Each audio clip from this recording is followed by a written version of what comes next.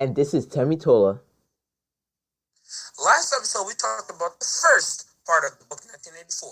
Tell us what it's about, Tamatola. 1984, written by George Orwell, is a terrifying vision of a totalitarian future in which everything and everyone is a slave to a tyrannical regime. So let us begin part 2 of 1984. So, in part 2 of 1984, we start off with Winston leaving his workplace, which is the Ministry of Truth, and he encounters the spy, Julia. And if just as a refresher, Julia is like the brunette girl who Winston has like a weird relationship with, like a love-hate relationship, like times 10. And she pretends to fall and like hurt her arm, and like she gives Winston like a piece of paper in his hands, and in the note it says "I love you." So after this, Winston has like this change of heart, and he has a will to live now. Before, he didn't really care about life. He wasn't gonna care if he was killed or evaporated, like vaporized. I mean, and now like this new confession of love by Julia gives him a new desire to live. So after a few days, Winston is able to arrange a meeting with the Julia at the canteen, and they talk to each other. They don't really talk to each other; they just like meet each other really, and they discuss on where to meet, and they decide to meet at a field in London. And in this field, they talk about their feelings for each other, their their origins, like how old they are and stuff like that. And we get to learn more about Julia, who is obviously like a main character to the story. Any thoughts on Julia, Tariq?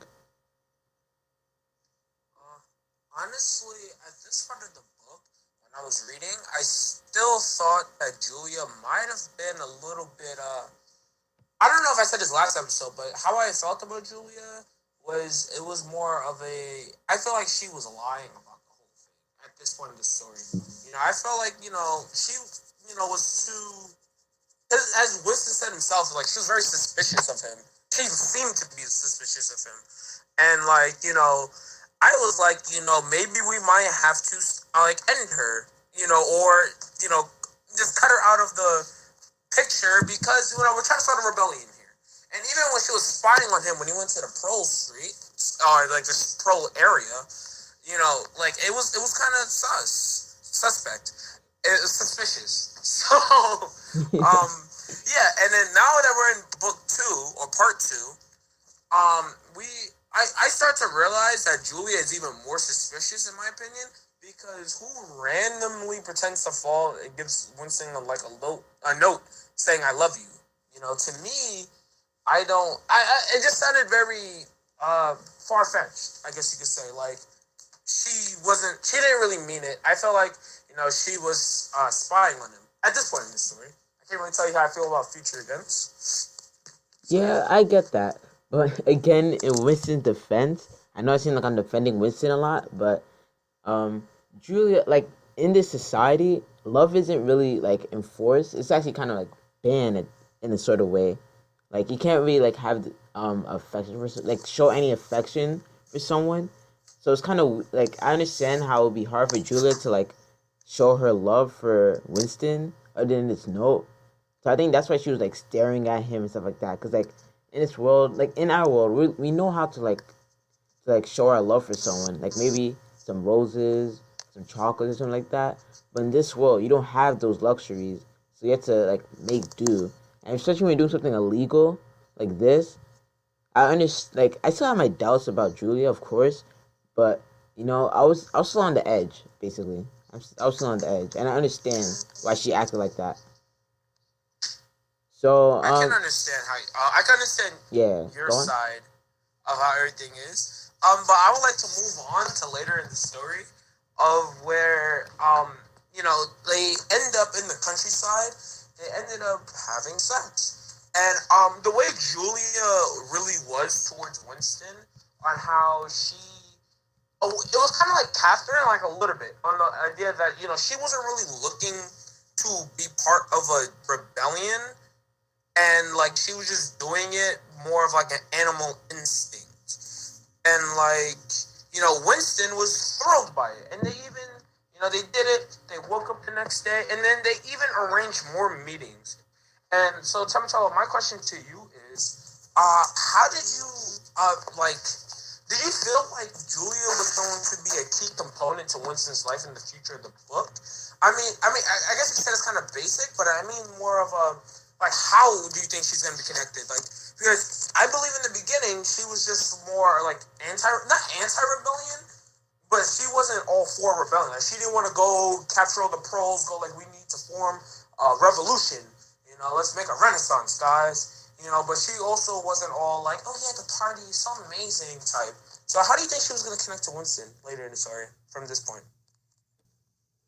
Yeah, well, I feel like Julia will have I feel like Julia's role in the story would kind of be like a not I wouldn't say like I would say like a sidekick to Winston, like a believer of his ideas, and sort of like a way to show Winston's feeling, like inner thoughts and feelings for someone or something like that.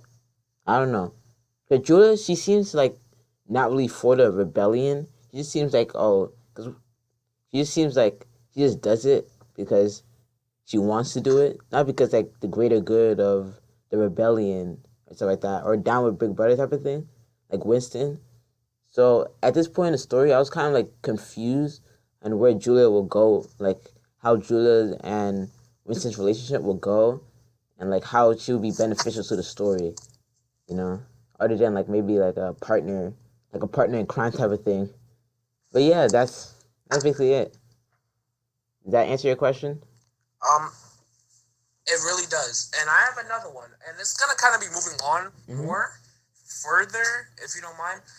It's like going to like when Winston eventually. Well, I was just gonna tell Dion it's Winston eventually rents out a room in Mr. Charrington, which, if you don't remember, was the store owner in the pro area, where Yeah, there was Mr. no Charrington's top. telescreen, Mm-hmm. and it was a free open space in the top of the shop. Yep. And so basically, they rent a room, and Winston uses that room to have private time with Julia. And it's they're starting to grow together, and Winston starts to actually daydream about them maturing, getting older, being happy, just being there forever. Like Winston wanted to be with her forever, and so with that being said, and love is not supposed to. The party like is completely against love, and I mean, like, they don't want like a family love. They want people to have sexual interactions just for the sake of making babies, so that the population doesn't decrease. And with Mr. Charrington, who actually is there as well, and they're doing all of these transgressions against the party, and they're writing in the journal talking about down with Big Brother. They're having sex and a bunch of other stuff.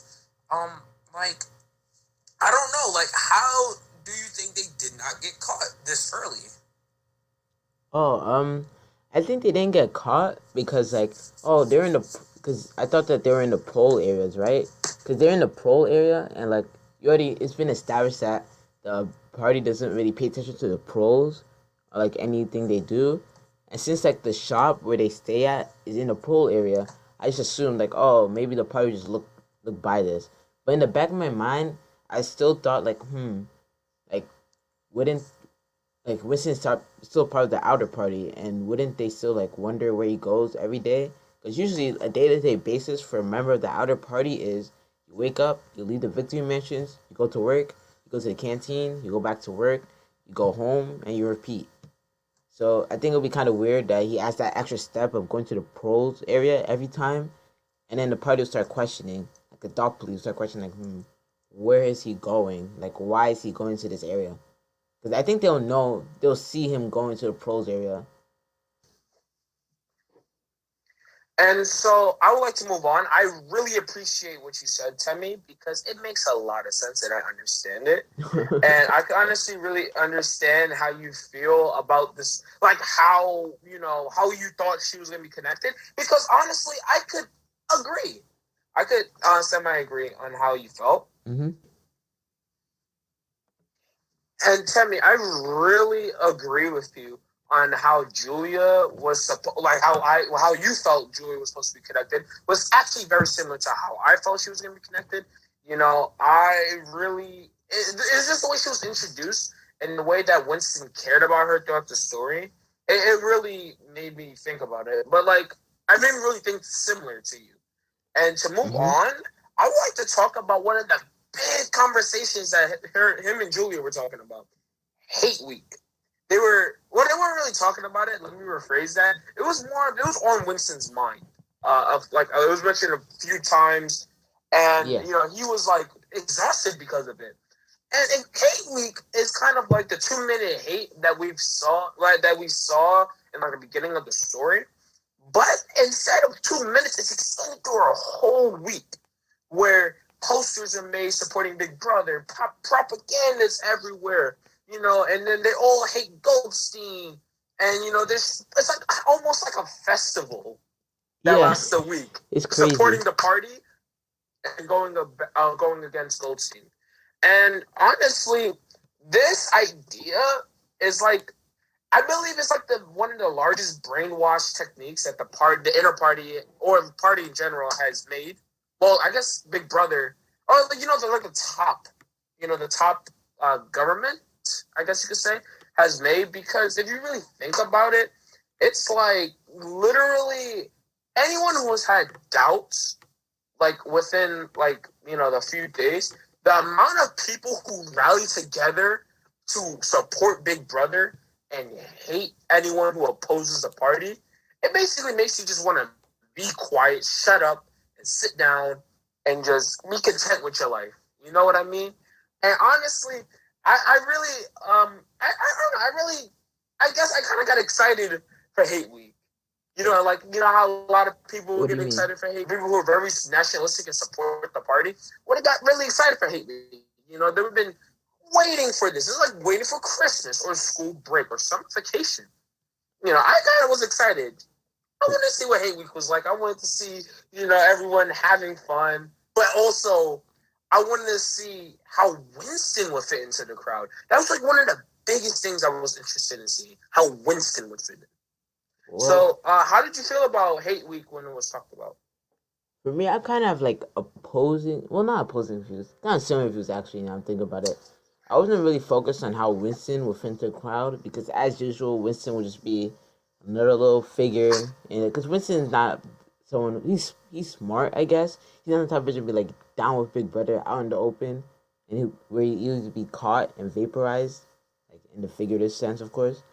I was more focused on like what Hate Week was about, because we all knew that it was like we all like basically assumed and kind of knew that Hate Week was just like an advanced version of 2 minutes of hate. But it was like I wanted to see what was the big point of Hate Week, because we see it was keep on being repeated and repeated on and on as it's sort of like foreshadowing, because it would be like it would be like 2 weeks until Hate Week, 1 week until Hate Week, 6 days until Hate Week, one more day until Hate Week type of thing. So I was like, it was obviously something that was supposed to be big, and the whole point of Hate Week was it was basically supposed to be like a switcheroo, like a what's it called? What's the word I'm looking for? Yeah, let's say switcheroo would work. It was like a switcheroo that would basically say like it would reverse the enemy of the party.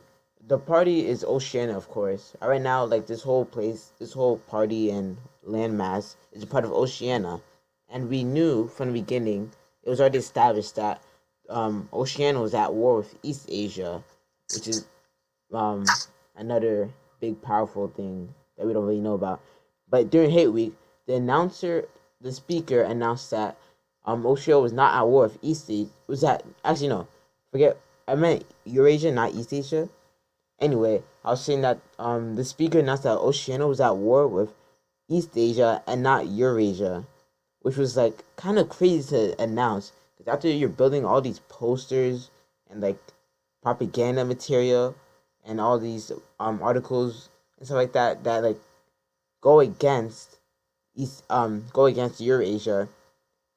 It's kind of weird to just flip it like that because it said that Oceania was an ally with East Asia and an enemy with Eurasia, and I was saying that Eurasia was an ally all along and that East Asia was an enemy, and it's just like, and when it said that, I was kind of confused on how like how the crowd would react, because I was like, maybe they'll start questioning like, wait, weren't we in with at war with another person, another group, um, East Eurasia for the longest time, and now all of a sudden you're saying we're at war with East Asia? Like I would think like they'll start questioning things, but as usual, the current theme of 1984 that the people are, I hate to say it, idiots, and they just start, yeah, they just turn their riots to um East Asia. They removed the propaganda material, they removed the posters and flags and stuff, and then they blame everything on Goldstein. Like, I think that's how the party. Like, I feel like from this, I just realized that Goldstein is basically like a figurehead of the party. And you kind of already assumed that he was a figurehead for the party and not actual rebellion leader. But this is just like emphasize that fact because I feel like Goldstein is used as like a scapegoat. Like he's a fake person used as a scapegoat in order to like for the party to blame things on. Oh, it was actually like for example, the whole war thing. They blamed it on Goldstein, and everyone was okay with it because he's the big bad. He's a big bad wolf type of thing. So it was weird. It was weird and it was kind of funny at the same time. Yeah, it's also scary. In regards to Goldstein, honestly, I feel like you could relate him to honestly a mascot. Like, Yeah, I if could see that. Oceania was like a basketball team, and they were fighting, let's say playing against another team, to rally up the people supporting the party, Goldstein comes out, and it's not really to like it's excite. It's more actually to hype up the team because they're really against the mascot. But scapegoat is another really good term for Goldstein, because he's just to blame for everything. Yeah. Like everything that happens blames on him. When people are not really realizing that, I don't think Goldstein could have really caused a switch in the war that Oceania was in. So I find it also kind of hilarious about like one day you're just like, yeah, down with Eurasia. We're going. We're gonna beat Eurasia in the war. And the next day I'm just like, yep, I hate East Asia too. Eurasia, you guys are good, but East Asia, no, down with East Asia. Yeah. And also, one question I always had throughout the book was, what did these outside areas have to really do? Like, what did Eurasia do? What did East Asia do to deserve Oceania's war with them? Well, I don't know. I don't know if they ever explained it.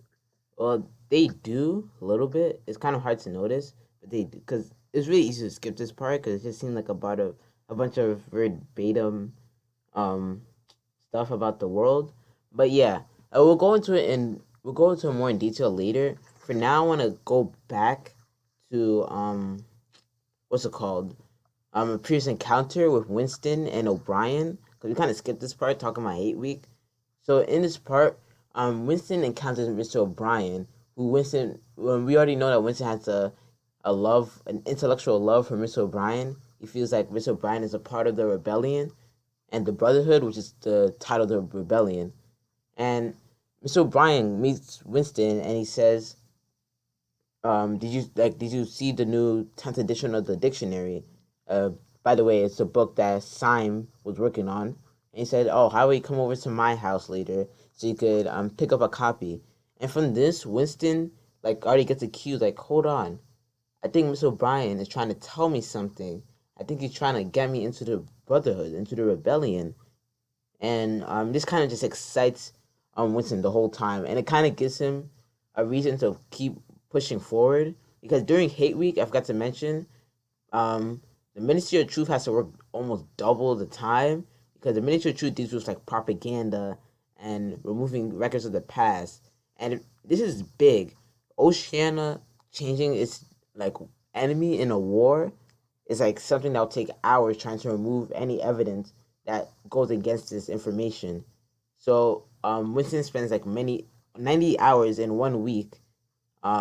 Wait, yeah, 18 hours a day working at the party, working for the Ministry of Truth in order to wipe out all this information. So yeah, this kind of gives him like a driving force to continue. And yeah, that's all I want to say. Any comments, Tariq, or shall we move on? Not really. I think we really put. I think we really touched a lot on Hate Week and how we both felt about it, and like things we noticed in the texts, and we commented on it. I think we should be good. But I would actually like to like kind of backtrack or like forward track because I don't really know when in the story this really happened. It's just I just really want to touch on Julia and Winston's relationship for one more time. Hopefully it's one more time. And yeah, and how Winston wanted Catherine to die because technically they parted ways, as we said in episode 1. Right. And he wants her to die because affairs are illegal. And so he wants to remarry and marry Julia. And he wants Julia and Winston to live like the pros, just kind of become ignorant, and so no one looks at them funny, and they just live their happiest lives. Right. And Winston Julia doesn't support that idea for her future lifestyle. And so with that being said, honestly, I just want to ask you a question on how you think that the relationship, like, how do you think the relationship was going to end up after this whole issue? Because, like, I feel like at this point, Winston was really just, even though he was like really close to Julia, I felt like he was slowly moving backwards. Because not only Julia didn't want to start a rebellion, she doesn't want to live with Winston forever. So, I don't know. At this point, how did you feel how the relationship was going to go? Well, I kind of disagree with you on how the relationship was moving backwards. I feel like though they agreed on different things, the relationship was actually moving forward. Like Winston was slowly starting to open up to Julia, and at first it was like talking about like his feelings, of course, like feeling about the rebellion. I sure they didn't agree upon it. It didn't change their like views upon each other. And then Winston openly admits his fear for rats, which is kind of something personal that you don't really want to admit, just like some random person. So obviously their bond is getting their bond is strengthening, and then of course they do the deed way more often than usual, and they really like Julia starts smuggling different luxurious items like chocolates, makeup, coffee, like actual coffee instead of this victory coffee that the party members get. And yeah, I feel like they were opening up to each other. And your question about how long their relationship will last, I feel like it will last quite a while, or at least until they get caught. That's at least in this point in the book. I thought they'll like their relationship will last like until they get caught or something. So like yeah, I feel like the relationship was gonna last quite a bit.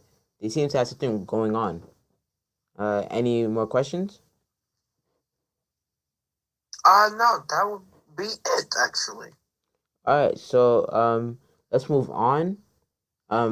We learned that after the encounter with O'Brien with Winston, Winston meets with Julia, and they both go to Miss O'Brien's house. And already we can see the division, like the division between the inner and outer party, because while the outer party had these kind of crappy victory mansions, they're like basically apartments that doesn't have proper heating. You go to the inner party's house, Mr. O'Brien's house, and it's this nice mansion type of thing. Like he has his own wine and stuff. He has his own servant, and like you can already see, well, you can already visualize the division, like the separate. I don't want to say separation, but like the inequality, basically. The separation of classes. Yeah, separation of classes. And Mr. O'Brien declares himself as a member of the Brotherhood, which is the rebellion. And Winston and Julia swear oath to the rebellion cause, and they both take a sip of the wine, imported wine that Mr. O'Brien has.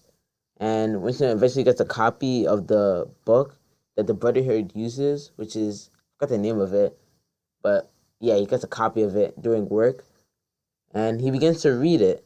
And in this book, it basically talks about um, the lore, about the world's lore. So like we learn about the three different nations: Oceania, East Asia, and Eurasia. Oceania is north. I looked at a map about this. Oceania is basically America, like the Americas, North and South America, and the British Islands, the United Kingdom, basically, and Australia. Eurasia is basically all of Europe except for Britain and Russia. East Asia is basically the East Asia, like China, Japan, Indonesia type of thing. Is it Philippines? And like there's this disputed area where the all three nations fight for. They never really fight for. It's just like areas that never cleaned. It's basically like North Africa and the Middle East. Those are the areas that are constantly being fight over. And we learn why the party we learn the truth about the slogan of the party, which is war is peace, freedom is slavery, ignorance is strength. We learned that when it means war is peace, it kind of makes sense based off the book that Winston reads, because in this world, constant war and the constant use of resources keep everyone in a state of fear and suppression, and this sort of creates peace. So I can kind of see it's like it kind of explains why war is peace. It's not exactly peace, but it's like yeah, the constant war creates peace out of fear. But yeah, so peace is peace. Can't argue about that. And ignorance is strength. What it means by ignorance is strength, we learn that the pros, like it's basically talking about politics and how society works. We learn that the pros, like the lower class, like the pros are used as a way of revolution. Like we can see an example of this in Winston. Winston tried using the pros to start a revolution and a revolt. And the lower class is always used as the ignorant class is always used as a way to bring change, and and the ignorant class will always stay as an ignorant class, the lower class, because they're stupid. I wouldn't actually no. Let me not say that. That sounds kind of messed up now. I'm thinking about it. Not stupid, but like, you know, they'll always be used for ignorant. Ignorant. They'll always be used for someone else's gain. So that kind of shows how ignorance is strength. The party basically uses everyone except for the inner party for their own agenda. They keep them ignorant and they keep them unknowing to the outside world in order to make them weak and able and make them subdued so they could like do whatever they want with them. Personally, I feel like the book that O'Brien gave him is as fake as O'Brien's love for Winston, by intellectual love. The book itself sounds too risky. Wait, if you know what I mean. Just want to cut you off real quick. What do you mean by Winston's intellectual love for Winston? For Mr. O'Brien. Oh, I mean, I feel like Mr. Bryan really does not care about Winston, and yeah, I feel like he might be at this point of the story. From where we're going on now, I feel like Mr. O'Brien is not, he's not part of the Brotherhood as he says he is. I feel like he's a plant by the party. Everyone that Winston talks to is a spy. Huh? Never mind. Go ahead. I'm sorry. Yeah. So I feel like the book is indeed fake. That's why Winston also felt like he hasn't learned anything. Like he understood how everything works in the society, but he doesn't understand why. Like what happened and all of that. He doesn't know the why part. Yeah. Because it's obviously fake. Because the party wouldn't give the Y part. Yeah, Because that's that would just true. be giving away too much. So I feel like, yeah, the book. O'Brien gave him a fake book, and O'Brien's really just a spy. Yeah. Judging from how the story is so far. Mm-hmm. But I don't Because want to spoil. 3 chapters into the book, into the book that Winston received, you would think that he would start to learn more information. But all this just seems like basic lore of the world. Like, oh, this is how the world. It feels like it's kind of supporting the party in like a strange way, because it talks bad about capitalism, like capitalism didn't work and stuff like that, and how the party's slogan like makes sense or something. So it's just like for a book that is supposed to be about rebellion and the brotherhood, it doesn't make sense to just be talking about the party. All right, so would you like to add on, or you want to continue something else? I think we continue, and I believe this will be the last chapter we talk about, right? Yeah, I assume so. So I could, so basically what happened was Winston and Julia woke up to the sound of footsteps, and they almost kind of accepted their fate because they knew what really was going to happen. Because, like, I guess, I mean, they really knew that it's the thought police. I just want to get that straight out. It was the thought police.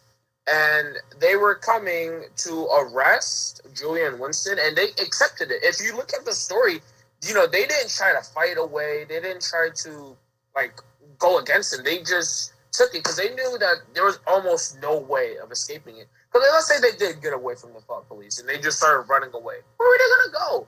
Most people in the area support the party. There was nowhere where they would be safe.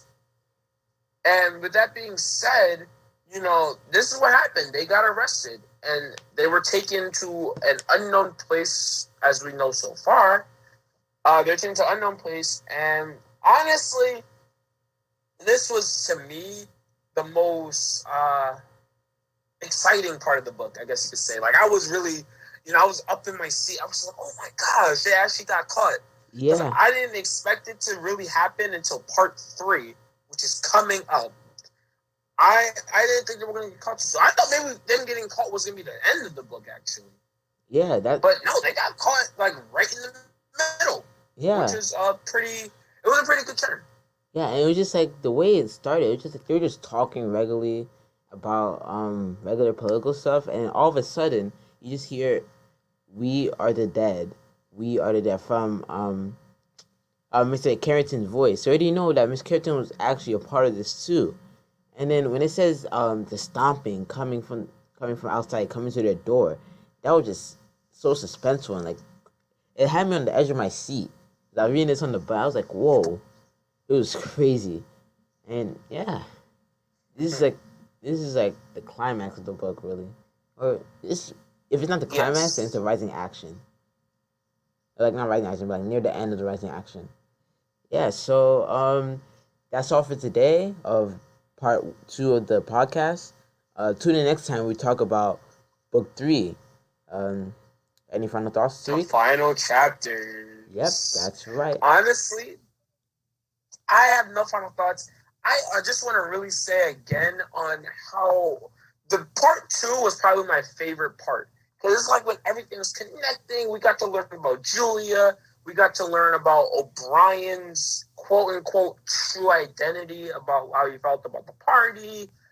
And, we also got to see Winston and Julia get caught, which is like one of the major parts of the story. And it was really amazing. So, yeah. All right, guys. See you next time you put on the podcast. All right, that's all for today. Peace out.